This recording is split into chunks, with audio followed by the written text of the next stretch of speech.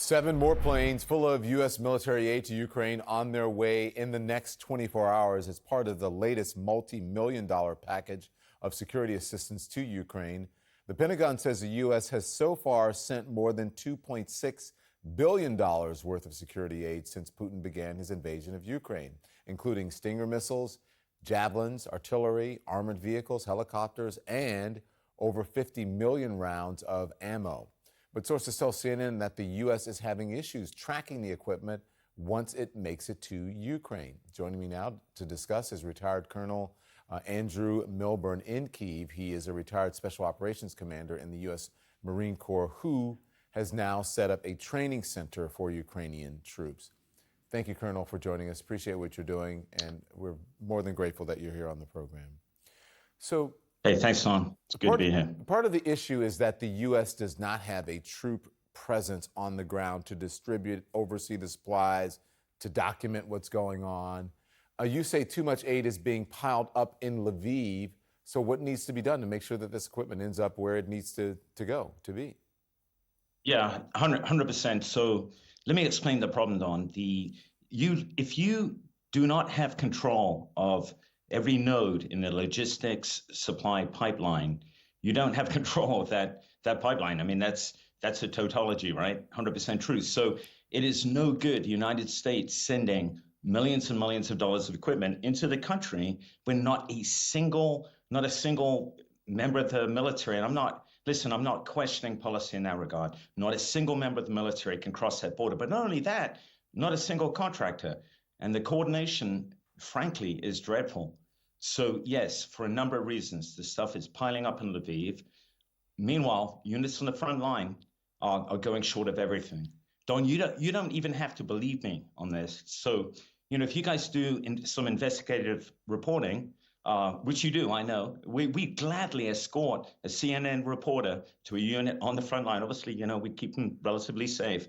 And we'll show you what we mean. And we wouldn't just pick one unit, we'd pick units right across the front. They're short. They're having guys bleed out at their casualty collection points. Okay, this is almost incomprehensible for a Western army in the 21st century because they lack sufficient tourniquets, they lack IFAKs, that's the individual first aid kit, they lack trauma kits, they lack the means to transport casualties to the nearest FRS, to the nearest hospital. Meanwhile, Lviv is full of NGOs who go to the restaurants and bars, having, kind of living the life of Riley. And who can blame them? They're not allowed outside Lviv. Again, you don't have to believe me. Send someone in country and I'll show you this is true. The problem is that most reporters here are in an echo chamber. They too are in Lviv. They drive around, they see soldiers at checkpoints who are well kitted out because they're right by the warehouses.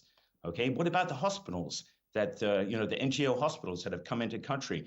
Why are the hospitals on the front line struggling to treat casualties? Why is the Ukrainian military suffering a disproportionate amount of guys who are dying from wounds that they would survive? I'll tell you why. Because the NGO hospitals that come into the country don't get beyond Lviv. Yeah, again, you don't have to believe me. Okay. Ask Okay, Ask Colonel, Samaritans listen, first. I respect your passion. Come on. I respect your passion. Let me Listen, just finish. no, I understand. I want to offer solutions. So I want to help you. So I'm trying to help you. So then there's an issue. You said that people are bleeding out on the front lines. All this equipment is piling up in Lviv. I get you. I believe you. Okay. So then what's the solution? What do you need?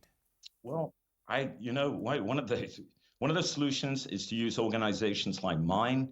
We're not for profit. I don't get to make money out of this, but at least reach into country to my knowledge, we're one of the very few organizations in country with Americans, and it's called The Mozart Group.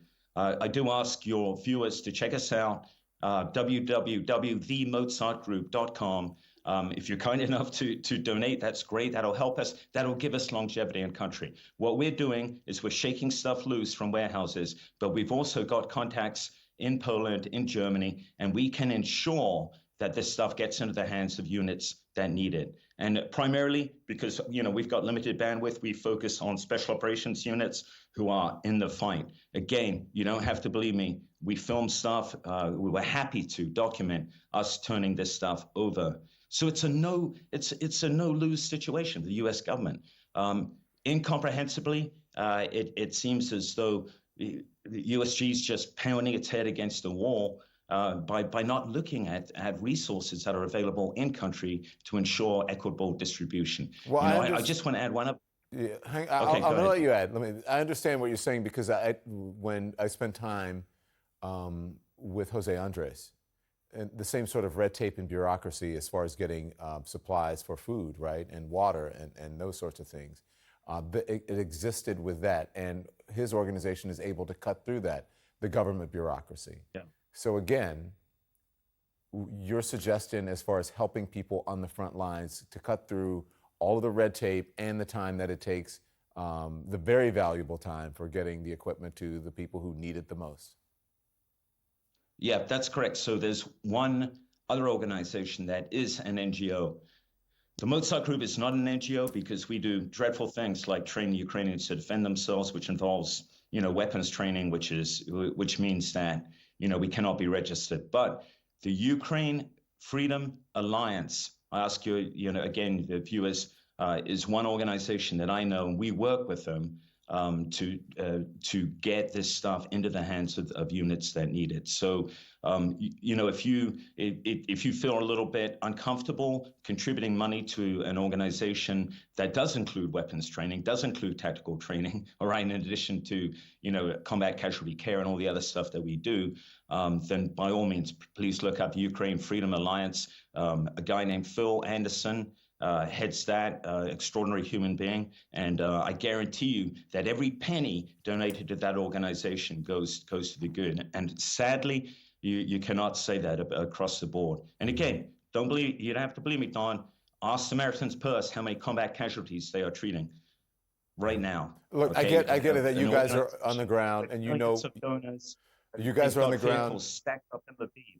Okay. Say again, repeat that again. Sorry, there's a delay, but go on, repeat what you're saying. There are vehicles stacked up. Yeah. So yeah, these NGO hospitals have resources. They've got vehicles stacked up. Meanwhile, we're begging, borrowing, and stealing to get vehicles to give to units on the front line so they can evacuate their own casualties. Mm-hmm. It's not like they're doing bad things with these vehicles. Mm-hmm. Again, go to Lviv, go and poke around in these NGO hospitals. But if I was a donor to one of those large organizations, I would be a little upset. They're nowhere near the front line, nowhere near at all. Okay, so it's not just USG, it's across the board. Demining, there's 126,000 square kilometers of this country that the Ukrainian government has said is uninhabitable from unexploded ordnance. Where are the demining NGOs? They fled the country. They all bugged out, along with the U.S. Embassy on day 1 or 2. Again, you don't have to believe me. Start asking around. No, we believe Our you. State Department will call our embassy up. The reason I said earlier. We're the organization.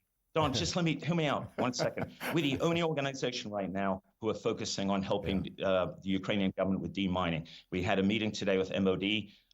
They were very grateful. We have volunteers. An extraordinary organization in South Africa is backing us for this. A guy named Face Kruger. Face, if you're watching this, thank you so much. You are a true hero.